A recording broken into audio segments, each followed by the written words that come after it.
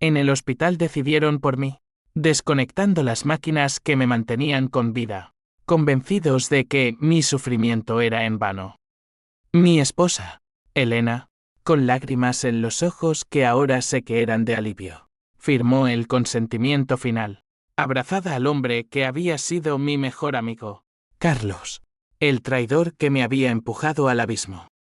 Pero yo oí todo desde la oscuridad, un susurro de cables y pitidos que se apagaban, y en ese silencio eterno juré que mi regreso sería su infierno, pagaría cada beso robado, cada mentira susurrada, con una justicia que la ley no podría tocar, pero que yo forjaría en las sombras de Madrid. Mi nombre es Javier Ruiz, y antes de esa noche en la clínica Ruber, era un hombre que lo tenía todo. 40 años. Un imperio inmobiliario que se extendía desde las torres de Castellana hasta los suburbios de Vallecas. Una esposa que parecía sacada de un sueño andaluz piel oliva. Ojos negros como el Guadalquivir al atardecer y un amigo que compartía mis vinos en las tabernas de la Latina. Elena y yo nos conocimos en la Universidad Complutense, en una clase de literatura donde ella recitaba Lorca con una pasión que me dejó sin aliento. Nos casamos en Toledo, bajo el sol abrasador de agosto, con Carlos como testigo, el hermano que nunca tuve. Éramos invencibles, cenas en el Botín, veranos en la Costa Brava, y un hijo en camino que prometía sellar nuestro paraíso. Pero el paraíso se resquebraja con una grieta invisible. Todo empezó 6 meses antes del accidente, en una de esas noches de lluvia que azotan Madrid como lágrimas de un dios enfurecido. Yo estaba en Barcelona, cerrando un trato con inversores catalanes, cuando recibí una llamada de Elena. Javi, ha sido un error, pero te amo. Su voz temblaba, pero no lo suficiente para ocultar el pánico. Regresé en el primer AVE, el corazón latiéndome como un tambor de flamenco enloquecido. La encontré en nuestra casa de Chamberí, sentada en el sofá de terciopelo rojo, con el teléfono en la mano y una copa de Rioja derramada en la alfombra persa. ¡Qué error! ¿Elena? Le pregunté, dejando caer la maleta como si fuera una bomba. Ella sollozó, cubriéndose el rostro con las manos que yo había besado 1000 veces. Fue Carlos. Estábamos borrachos después de la cena en el Zalacaín. Solo un beso, Javi. Un maldito beso que no significó nada. Mentira. Lo supe en ese instante, en la forma en que sus ojos evitaban los míos, como un torero que esquiva la espada.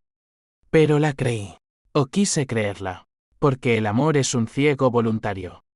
Abracé su cuerpo tembloroso, inhalando su perfume de jazmín que ahora me revuelve el estómago, y juramos que sería nuestro secreto, un tropiezo en el camino empedrado de nuestra vida.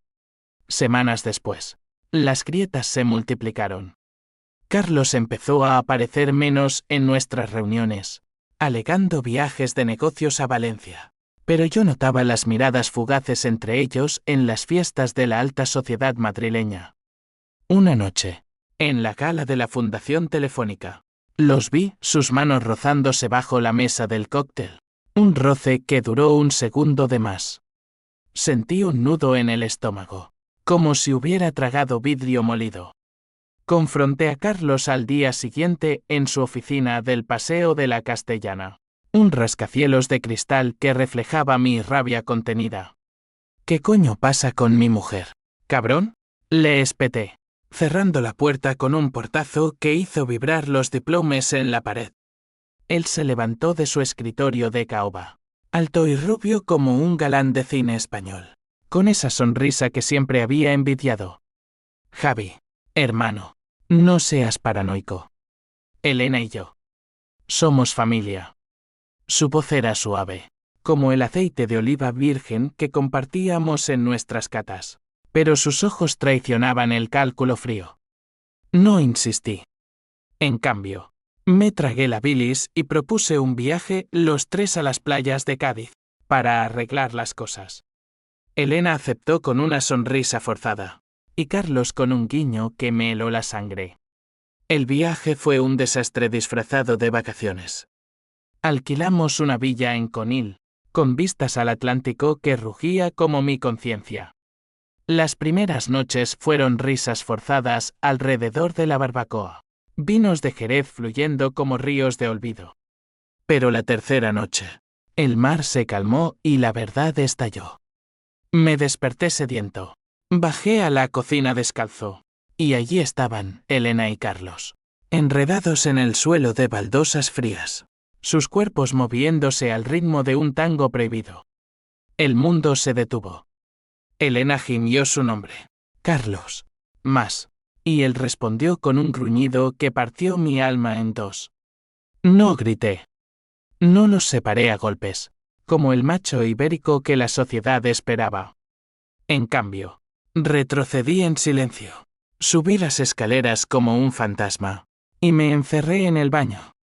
Allí, frente al espejo empañado, vi mi reflejo, un hombre roto, con ojeras que profundizaban las arrugas de la traición.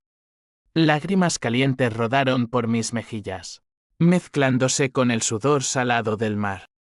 ¿Cómo? Mi Elena, la madre de mi futuro hijo, revolcándose con el hombre que había salvado mi negocio en la crisis del 2008, la rabia creció como una marea, pero la contuve. Planeé. Siempre había sido el estratega, el que cerraba tratos imposibles con una sonrisa. De vuelta en Madrid, fingí normalidad. Besaba a Elena cada mañana. Le preparaba café solo como le gustaba. Y en las noches la amaba con una intensidad que la dejaba sin aliento, susurrándole te amo mientras imaginaba sus gemidos para otro. Carlos, por su parte, me evitaba, pero lo arrastré a cenas, a partidos del Real Madrid en el Bernabéu, donde el rugido de la multitud ahogaba mis pensamientos asesinos. Guardé pruebas, fotos borrosas de su coche aparcado frente al ático de Elena en Malasaña. Mensajes borrados que recuperé con un jeque amigo de la universidad. Esto es solo el principio. Me repetía en el espejo, mientras el vientre de Elena crecía con lo que yo aún creía que era mi hijo. El accidente ocurrió una noche de noviembre, bajo una lluvia torrencial que convertía las calles de Madrid en ríos de asfalto. Yo conducía de vuelta de una reunión en el Prado, donde había negociado la compra de un edificio histórico. Carlos me llamó, Javi. Ven a casa de Elena. Hay algo que debemos contarte.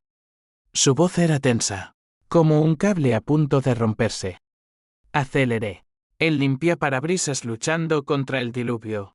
Y en la curva de la M30, un camión apareció de la nada. O eso creyeron ellos. Frené. Pero el impacto fue inevitable, metal retorcido, cristales estallando como fuegos artificiales. Y luego, oscuridad. Desperté en fragmentos. Voces lejanas, pitidos monótonos, el olor a desinfectante que quema las fosas nasales. Estaba en coma, pero no muerto.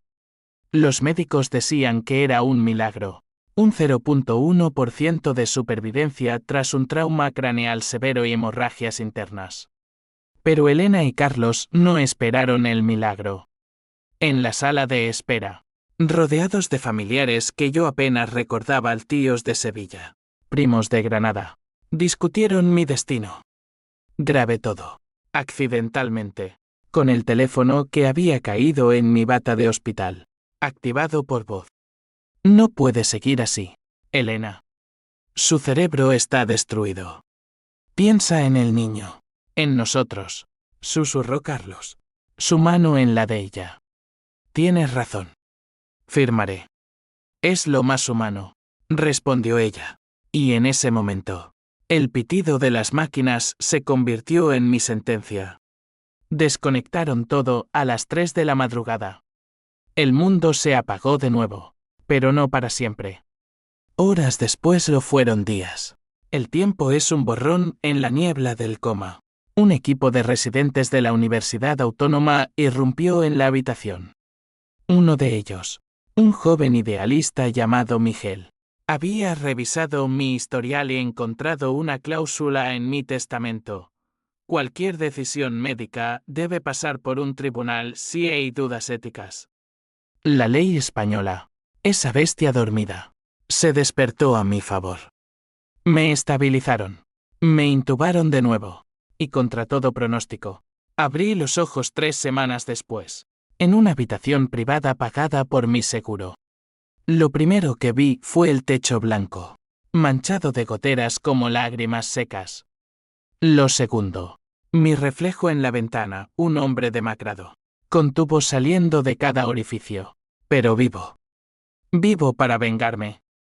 Llamé a mi abogado, un tiburón sevillano llamado Rodrigo, y le dicté mis instrucciones con una voz ronca como grava. No mates, Javi, me advirtió. La venganza fría es la que quema de verdad. Tenía razón. No sería sangre, sería ruina. Empecé por lo básico, congelé todas las cuentas conjuntas con Elena. Transferí activos a una fundación anónima que yo controlaba. Y contraté investigadores privados para desenterrar el nido de víboras que eran mi esposa y mi ex amigo. Mientras tanto, Elena dio a luz en ese mismo hospital. Un niño al que llamó Javier en mi honor. O eso dijo a la prensa sensacionalista de El País. Pero las pruebas de ADN que obtuve en secreto revelaron la verdad, era hijo de Carlos. Concebido en esas noches de traición en Cádiz. El mundo se tambaleó de nuevo. Pero esta vez, la rabia se solidificó en acero. Planeé mi regreso como un actor en su gran escena. Salí del hospital un mes después. Flaco pero erguido. Con una muleta que ocultaba mi debilidad y un traje Armani que restauraba mi dignidad. La primera llamada fue a Elena. Cariño, estoy vivo, le dije. Mi voz un susurro de seda sobre cuchillas. Al otro lado, silencio. Luego un sollozo que sonó a pánico. Javi. Dios mío, es un milagro. Milagro, sí. El milagro de la venganza. Colgué y sonreí por primera vez en meses. Madrid me esperaba, con sus calles empedradas de secretos y sus sombras largas como mis intenciones. El juego había comenzado.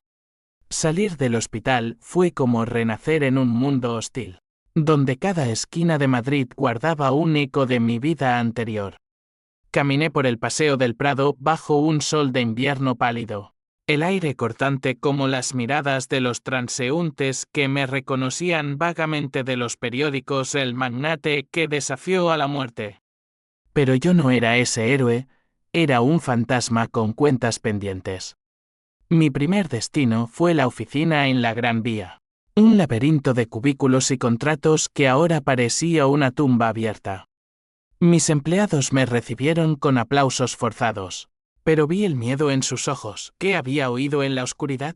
¿Qué sabía el hombre que había vuelto de entre los muertos? Rodrigo, mi abogado, me esperaba en la sala de juntas, con una pila de documentos que olían a tinta fresca y venganza. Has jugado bien, Javi. La cláusula testamentaria fue un golpe maestro. Elena no puede tocar un euro sin tu firma. Y Carlos. Bueno, sus deudas con tu empresa lo tienen contra las cuerdas. Extendió un contrato, la Fundación Ruiz. Un velo legal que había transferido el 70% de mis propiedades a una entidad benéfica que yo dirigía en secreto. Casas en Salamanca. Viñedos en La Rioja. Todo a salvo de sus garras. Firmé con una pluma que temblaba ligeramente. No de debilidad, sino de anticipación. Elena llegó esa tarde, como una viuda vestida de negro, pero con el niño en brazos envuelto en lana blanca. La puerta de mi ático en Chamberí se abrió con un clic que resonó como un disparo. Javi, murmuró, cruzando el umbral con pasos vacilantes, sus tacones low-bottom cliqueando en el parquet. El bebé lloriqueó, y por un instante, el odio se ablandó. Era inocente, un peón en su tablero. La abracé, rígido como una estatua, inhalando su perfume que ahora sabía a veneno. Siéntate, Elena. Hablemos. Se derrumbó en el sofá, el mismo donde la había encontrado con Carlos, Y las palabras brotaron como un río desbordado. Pensamos que estabas muerto, Javi. Los médicos dijeron que no había esperanza. Firmé por qué. Porque no podía verte sufrir. Lágrimas reales. O eso creí entonces. Rodando por sus mejillas. Le ofrecí un pañuelo. El gesto automático de un marido que aún recordaba el amor. ¿Y Carlos? ¿Dónde está mi hermano? Pregunté. Mi voz un hilo de seda tensa. Está en Valencia, cerrando un trato. Volverá pronto. Quiere verte. Explicarse. Explicarse. La palabra me provocó una risa seca, como hojas muertas en el retiro. No le conté nada de las grabaciones, de los mensajes que había visto en su teléfono hackeado. El niño es nuestro. Amor. Javier nunca lo sabrá. En cambio, la invité a quedarse, a reconstruir nuestra familia. Esa noche, mientras ella dormía con el bebé en la habitación de invitados, revisé los informes de mis investigadores. Carlos no estaba en Valencia, estaba en un motel cutre de Usera, con una prostituta que lo chantajeaba por fotos comprometedoras. Patético. Pero útil. Al día siguiente, organicé una reunión familiar en nuestra casa de La Moraleja, un suburbio verde donde los ricos esconden sus pecados. Carlos llegó en su Audi reluciente, con una botella de Vega Sicilia como ofrenda de paz. Lo abracé en la puerta, sintiendo su cuerpo rígido bajo el traje Hugo Boss. Hermano, qué alegría verte de pie, dijo, su sonrisa una máscara de porcelana.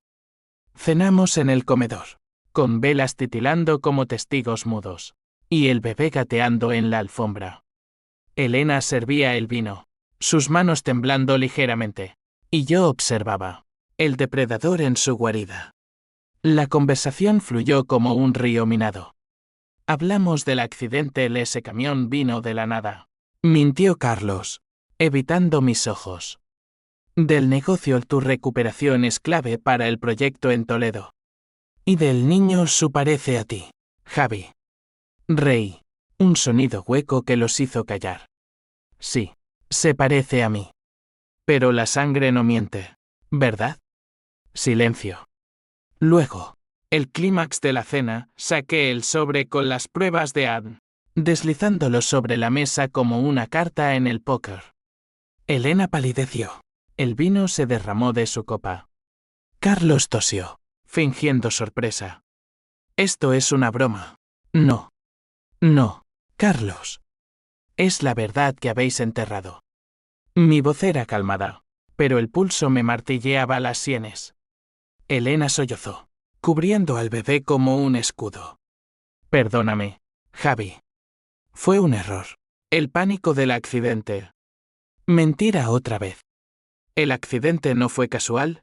Mis investigadores habían encontrado rastros de sabotaje en los frenos de mi coche. Una llave inglesa en el garaje de Carlos manchada de aceite. Pero no lo dije. En cambio, propuse un trato, divorcio limpio, custodia compartida del niño a quien ahora llamaba Mateo. No Javier. Y Carlos renunciaba a su participación en mi empresa. O la policía ve las grabaciones del hospital, añadí. Mi sonrisa un filo de navaja. Aceptaron, por supuesto.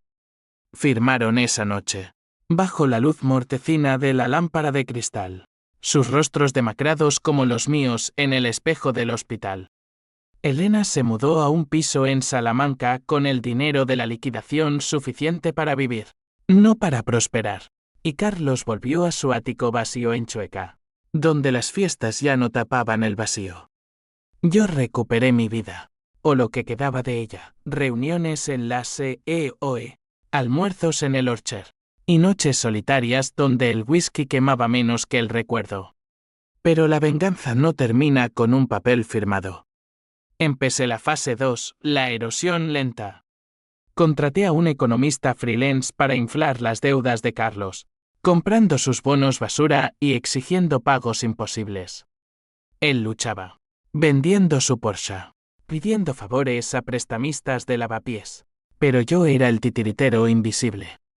Con Elena. Fue más sutil, le envié anónimamente fotos de sus citas post-divorcio. Hombres casados que la usaban como trofeo. Eres una puta. Como siempre. Decía la nota adjunta. Y aunque sabía que era yo, no podía probarlo. Meses pasaron. Y Madrid se convirtió en mi tablero de ajedrez. Paseaba por el mercado de San Miguel, comprando jamón ibérico que ya no sabía a gloria, y planeaba el siguiente movimiento. El twist vino de la nada. Como un rayo en cielo despejado, una llamada de mi hermana menor, Lucía, a quien había ignorado desde el accidente. Javi, necesito verte. Hay algo sobre papá que debes saber.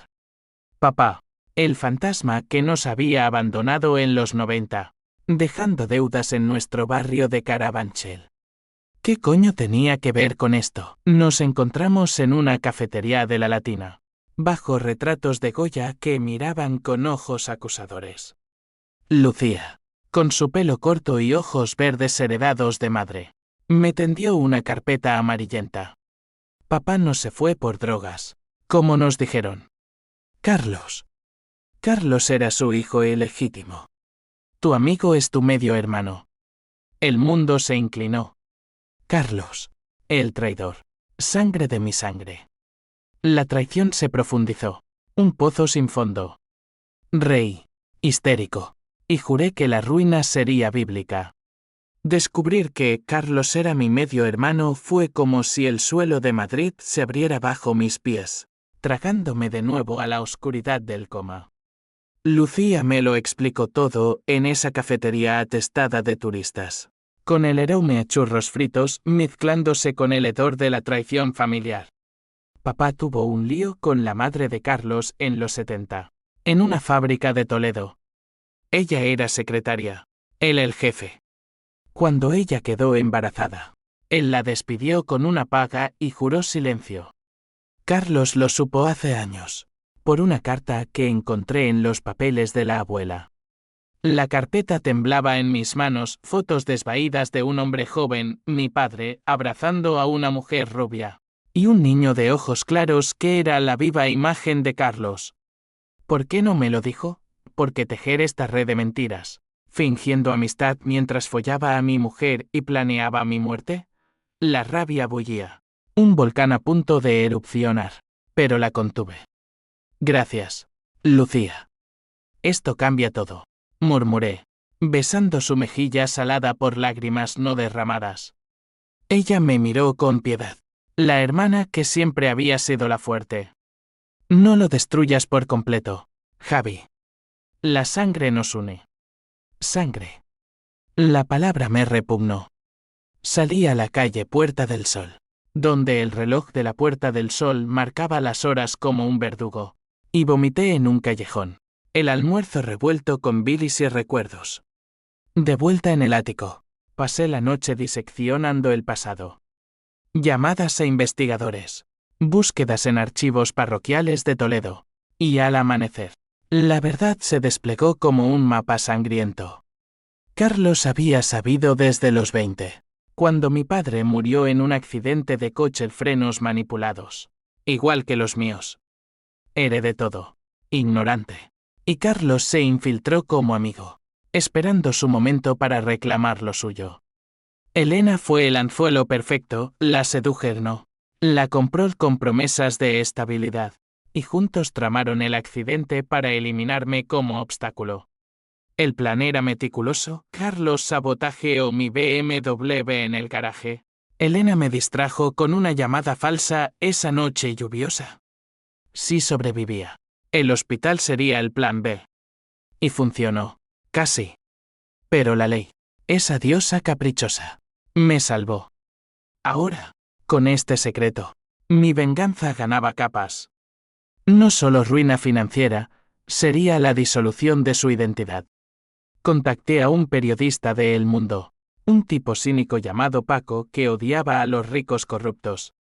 Tengo una historia familiar digna de Almodóvar, le dije, enviándole extractos anonimizados. Publica cuando yo diga. Mientras tanto, jugué el rol del hermano reconciliado. Invité a Carlos a un almuerzo en el Sobrino de Botín, el restaurante más antiguo del mundo, donde el cochinillo cruje como huesos rotos.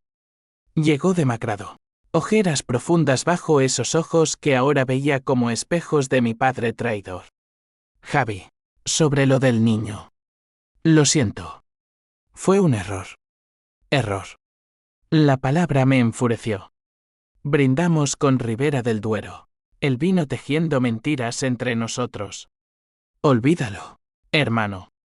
Somos familia. Pero hay algo que debo contarte sobre papá.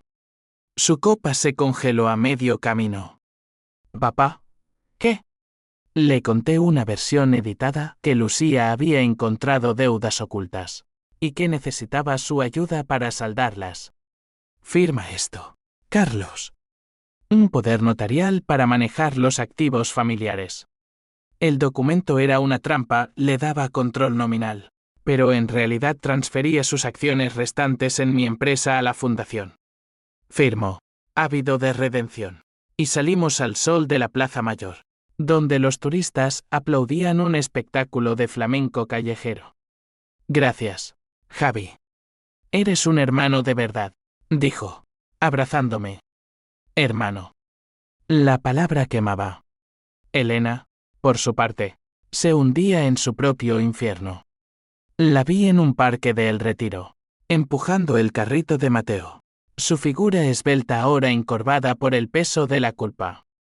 Me acerqué, fingiendo casualidad. Elena, ¿cómo estás? Ella se giró, pálida como un fantasma de Goya. Javi. Bien. El niño crece. Hablamos de trivialidades del tiempo, el tráfico, pero bajo la superficie, corrientes turbulentas. Siento todo, murmuró finalmente, tocando mi mano. Retiré la mía como si quemara. Yo también. Pero el perdón cuesta, Elena. Cuesta caro. Esa noche, el primer golpe cayó. Paco publicó el artículo El hijo bastardo de un magnate, heredero o impostor. No nombraba a Carlos directamente, pero las fotos, los detalles, lo señalaban como un neón en la noche madrileña. Las redes estallaron, tweets de indignación, memes de traición familiar. Carlos me llamó histérico, Javi. ¿Qué coño es esto? Mi carrera se hunde. Fingí sorpresa. No sé nada, hermano. Será Lucía. Colgué, riendo solo en la oscuridad, el eco de su pánico música para mis oídos. La espiral se aceleró. Sus clientes huyeron. Bancos congelaron préstamos. Y rumores de incesto, exagerados por el tabloide, lo convirtieron en un paria. Se mudó a un piso cutre en Tetuán, rodeado de inmigrantes que lo miraban con desprecio. Elena lo dejó. O eso creí. Me contó por mensaje que todo terminó con Carlos. Solo quiero paz para Mateo. Paz. La ironía me divirtió. La invité a cenar. Una trampa envuelta en nostalgia. En el restaurante asiático de Huertas, bajo faroles rojos como sangre, le propuse reconciliación. Podemos ser una familia de nuevo, Elena. Por el niño. Sus ojos se iluminaron, hambrienta de salvación. Sí, Javi. Sí. Pero el sexo esa noche fue un acto de posesión, no de amor. La tomé con furia contenida. Sus gemidos un eco de los que había oído en mi mente con Carlos. Al amanecer, mientras dormía, revisé su teléfono, mensajes a un número desconocido. Ayúdame, por favor. Javier sabe demasiado. ¿Quién? La paranoia creció. ¿Otro amante? ¿O algo peor? El clímax de esta fase llegó en una junta de accionistas en mi oficina. Carlos se rompió, borracho y desaliñado, gritando acusaciones. Tú lo hiciste, bastardo. Sabías lo de papá y lo usaste. La sala se congeló. Ejecutivos boquiabiertos. Lo arrastré al pasillo. Mi muleta olvidada en la rabia. Sí, lo sabía. ¿Y tú, hermano? Me follaste a la mujer y trataste de matarme. Equilibrio. Su puño voló, conectando con mi mandíbula. Un crujido que despertó recuerdos del coma. Caí, pero me levanté. Y en ese momento, la seguridad lo redujo a agresión a un directivo. Cargos pendientes. Lo vi esposado, arrastrado por la policía. Y por primera vez, sentí. Nada. No triunfo, solo vacío. ¿Era esto la justicia? Llamé a Lucía esa noche, confesando todo. Javi, para. La venganza te está comiendo vivo. Tenía razón. Pero el nudo de la sangre se apretaba, y el twist mayor aún pendía como una espada de Damocles. Con Carlos entre rejas a cargo menor, pero suficiente para humillarlo. Pensé que el ciclo se cerraba. Madrid, esa bestia de piedra y neón, parecía inclinarse a mi favor. Tratos cerrados en la feria de muestras, aplausos en cenas benéficas, y Mateo balbuceando papá en videollamadas con Elena. Pero las cadenas invisibles de la traición tiraban más fuerte. Elena se mudó de nuevo a mi ático, temporalmente, alegando deudas y soledad. La acepté, el lobo disfrazado de cordero, y observé cómo se desmoronaba bajo mi mirada. Cada mañana, preparaba el desayuno, tortilla española crujiente, café con leche, y frutas cortadas como ofrendas. Ella comía en silencio, sus ojos huyendo de los míos, y yo leía el periódico de artículos sobre el escándalo Ruiz, ecos del artículo de Paco. Lisesto. Elena, tu ex amante, un bastardo familiar. ¡Qué ironía! Ella se atragantaba, tosiendo migas, y murmuraba excusas. No fue así, Javi. Él me manipuló. Manipuló. La palabra me enfurecía, yo era el maestro de la manipulación ahora. Nuestras noches eran un baile macabro. Hacíamos el amor o lo simulábamos, su cuerpo respondiendo por hábito, pero sus ojos vacíos como las calles de Madrid al alba. Una noche, después de un orgasmo fingido, se acurrucó contra mí y susurró: te odio por volver. El corazón se me paró. ¿Qué? Lágrimas mojaron mi pecho. No por ti, por lo que nos has hecho. Pero te necesito. Odio y necesidad. El cóctel perfecto de la codependencia española, donde el orgullo choca con la supervivencia. Empecé a desentrañar sus secretos. El número desconocido en su teléfono era de un detective privado, contratado por ella para probar mi traición post-accidente. Imágenes de mí en el hospital, hablando con enfermeras inocente, pero editado para sugerir infidelidad. ¿Me espiabas, Elena? Mientras yo luchaba por vivir. La confronté en la cocina, el cuchillo de fruta aún en mi mano. Ella retrocedió, aterrorizada. Solo quería protección. Carlos me convenció de que tú tenías una amante en Barcelona. Mentira sobre mentira. La abofeteé, el sonido ecoando como un trueno en la tormenta de mi alma. Cayó al suelo, sollozando, y por un instante, vi a la chica de la Complutense, rota por mis manos. Me arrepentí al momento, ayudándola a levantarse, besando la marca roja en su mejilla. Lo siento, amor. La rabia. Pero el daño estaba hecho. Una grieta más en nuestra fachada. Ella se fue con Mateo a casa de su madre en Toledo, alegando espacio. Y yo me quedé solo. El ático un mausoleo de recuerdos. Bebí hasta el amanecer. Botellas de brandy vacío rodando como cabezas de traidores. Y soñé con el hospital, máquinas pitando. Voces susurrando mi muerte. El siguiente movimiento fue contra Carlos, aún en preventiva por la agresión. Lo visité en la cárcel de Soto del Real, un agujero gris en las afueras de Madrid donde el frío cala los huesos. La sala de visitas olía a sudor y desesperación, rejas separándonos como juicios divinos. Él entró encadenado, barba descuidada, ojos hundidos. Javi, por Dios, sácame de aquí. Somos hermanos. La palabra me revolvió el estómago. Hermanos. Sí, Lo somos. Por eso te contaré la verdad, sé lo del sabotaje. Los frenos.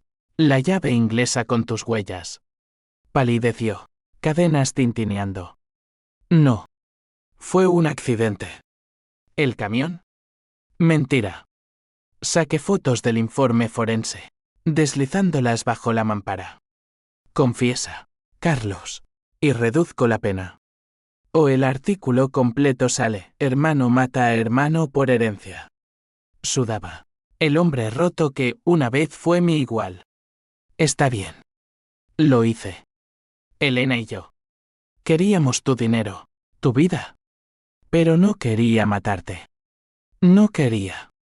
La confesión grabada en mi teléfono. Unas en la mengue. Salí de allí con el alma más ligera.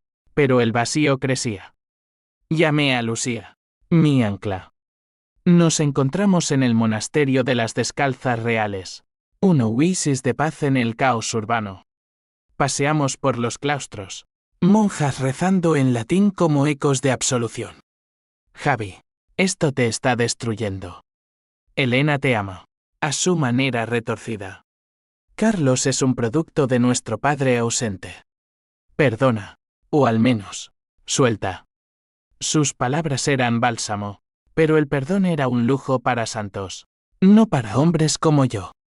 El twist golpeó como un maremoto, una carta anónima en mi buzón, perfumada con jazmín del de Elena. Dentro, una foto de Mateo. No de bebé, sino de un niño de 5 años, sonriendo en un parque de Sevilla. Imposible. Mi hijo muerto en un aborto espontáneo años atrás. O eso me dijo Elena. La cabeza me dio vueltas. Llamé a Rodrigo, investiga. Todo. Horas después. La verdad, Elena había mentido sobre el aborto. Mateo era mío, dado en adopción en secreto para protegerlo de mi ambición. Y Carlos lo sabía, usándolo como chantaje para mantenerla a raya. La furia me consumió. Conduje a Toledo esa noche, lluvia azotando el parabrisas como lágrimas de rabia. Golpeé la puerta de la casa materna, una finca andaluza con azulejos que crujían bajo mis botas. Elena abrió, descompuesta. Javi, ¿qué haces aquí? La arrastré al salón, foto en mano. ¿Quién es este niño? Nuestro hijo. Sollozó, colapsando en una silla de mimbre. Lo di por qué. Porque temía que te convirtiera en un monstruo como tu padre. Carlos me ayudó a esconderlo. Monstruo. La palabra me partió. Abracé al fantasma de nuestro hijo perdido. Y en ese abrazo, la venganza se torció. No la maté el Dios. Quise. Sino que juré recuperarlo. Pero el precio sería su alma, ayúdame a traerlo de vuelta. Elena, o te arranco todo. Recuperar a Mateo fue el catalizador que encendió el clímax. Un torbellino de emociones que barrió las calles de Sevilla como un levante furioso. Elena y yo volamos al sur al amanecer. Él ave un ataúd rodante de secretos compartidos. Ella iba callada, mordiéndose las uñas hasta sangrar, mientras yo trazaba planes en mi libreta, papeles de adopción falsos, sobornos a funcionarios, lo que fuera necesario. Lo haremos legal, insistí, pero mi voz traicionaba la desesperación. Sevilla nos recibió con su calor pegajoso, el Guadalquivir lamiendo los muelles como lenguas de remordimiento. Encontramos la familia adoptiva en Triana, un barrio de flamenco y ferias donde la vida pulsa con ritmo gitano. Los García, un matrimonio de ceramistas, vivían en una casa blanca con patio de naranjos, y Mateo, la ahora llamado Pablo, jugaba con una pelota de trapo en el umbral. Lo vi primero, ojos míos. Sonrisa de Elena. Un niño de 6 años que corría hacia mí sin saber que era su padre perdido. El corazón se me rompió y recompuso en un latido. Hola, pequeño, murmuré, arrodillándome. Y él me miró curioso, oliendo a tierra e inocencia. Los García fueron amables, pero firmes. Es nuestro hijo, dijo la madre, Rosa, con acento sevillano grueso como el gazpacho. Elena lloró, suplicando, y yo mostré los papeles forjados por Rodrigo, pero con toques de verdad, pruebas de mi ausencia forzada por el coma. Discutimos horas, bajo el sol que chamuscaba las azoteas, hasta que cedieron, temiendo escándalos. Mateo Pavlos subió al coche con una mochila de juguetes, confundido pero callado, y en el AVE de vuelta, se durmió en mi regazo, su respiración un bálsamo en la tormenta. Madrid lo recibió como un rey caído, lo instalé en una habitación pintada de azul, con libros de aventuras y un perro labrador rescatado de la perrera. Elena lo mimaba, pero yo veía el conflicto en sus ojos, amor por el niño, odio por el hombre que lo había reclamado. Carlos, liberado bajo fianza, se enteró por un periódico local y me llamó desde un locutorio, hijo de puta.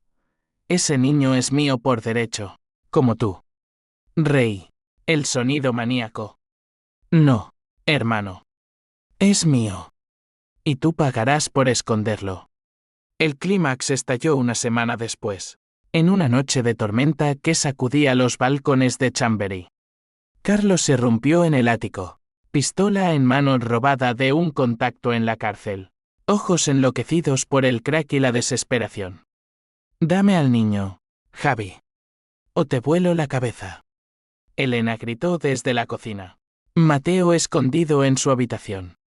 Me puse delante, desarmado pero sereno, el pulso un tambor de guerra. Baja el arma, Carlos. Somos sangre del mismo veneno. Habló entonces. La pistola temblando, papá me prometió todo. A ti te dio la empresa, a mí migajas. Elena era mi forma de equilibrar. El accidente. Lo planeamos para asustarte, no matarte. Pero el camión. Mentira parcial. La tormenta rugía fuera, relámpagos iluminando su rostro demacrado. Y el niño. Presioné. Lo sabías. Asintió, lágrimas mezclándose con sudor. Sí. La chantajeé con eso. Pero te lo diré todo, Elena no firmó sola en el hospital. Yo la obligué. Y hay más. El twist me golpeó como un rayo, Lucía. Tu hermana. Ella sabía lo de papá y me ayudó a acercarme a ti. Era parte del plan, para debilitarte emocionalmente. Lucía. Mi ancla. La traidora. El mundo se derrumbó. Carlos rió, histérico. Familia. Javi. Todos traidores. En ese momento, Elena entró, un cuchillo de cocina en mano, de la cena interrumpida. Basta, gritó, lanzándose contra él. La pistola disparó, un trueno indoor que perforó su hombro. Cayó, sangre manchando la alfombra, y yo me abalancé sobre Carlos, forcejeando por el arma. Rodamos por el suelo, puños y maldiciones, hasta que el disparo final salió, rozando mi oreja. La policía irrumpió de alarma silenciosa activada por Mateo, el pequeño héroe, y Carlos fue esposado de nuevo, gritando verdades rotas. Elena sangraba en mis brazos, pálida pero viva, susurrando perdóname mientras las sirenas hallaban.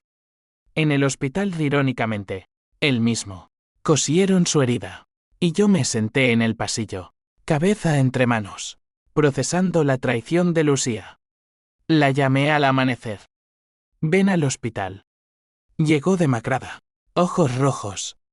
Javi, lo siento. Carlos me convenció, ayúdame a herir a tu hermano, y te doy parte de la herencia. Hija de puta. La abracé, no por perdón, sino por cierre. Vete. Y no vuelvas. La eché de mi vida, como polvo de las calles de Madrid.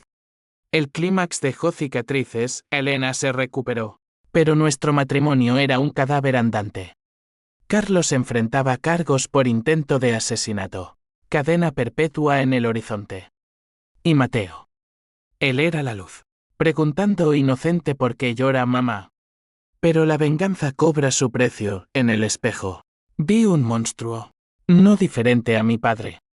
Los meses siguientes fueron un purgatorio lento, donde las cenizas de la traición se asentaban como nieve sucia en las aceras de Madrid. Elena se quedó por Mateo. Una unión frágil soldada por culpa y necesidad, pero el amor era un cadáver enterrado bajo capas de mentiras. Vivíamos como fantasmas en el ático, desayunos silenciosos, noches donde el sexo era mecánico, un ritual para fingir normalidad. Ella asistía a terapia en la Clínica Mayo, hablando de trauma relacional, y yo fingía escuchar, mientras planeaba el divorcio final. Por el niño, le decía, pero en mi corazón, era por justicia poética. Carlos languidecía en Soto del Real, su juicio un circo mediático que llenaba las portadas de ABC y El País. Hermano contra hermano, la saga Ruiz. Testifiqué, voz firme como el acero toledano, detallando el sabotaje, la confesión, el disparo. El fiscal, un madrileño seco como un churro, lo clavó, intento de homicidio agravado, fraude, extorsión. La sentencia cayó como un hacha, 30 años, sin condicional. Lo visité una vez más, en la sala de visitas ahora familiar. Javi, hermano. ¿Puedo ver a Mateo? Su voz era un hilo, ojos hundidos en cuencas de arrepentimiento. No.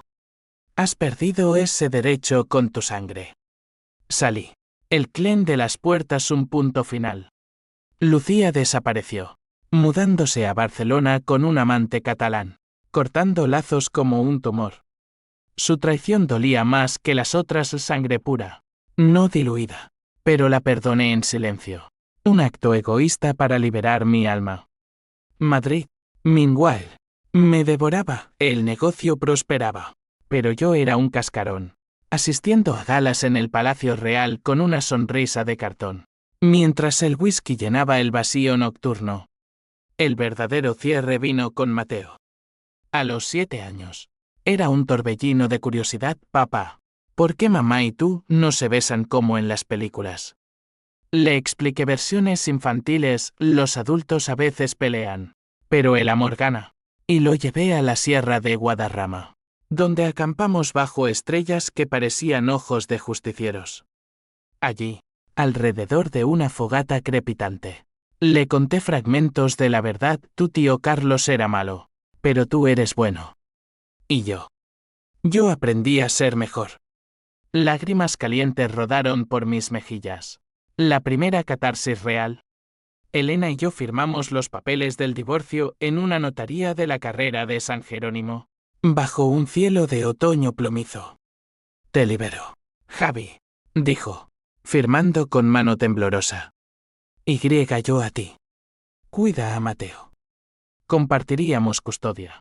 Un 50-50 civilizado.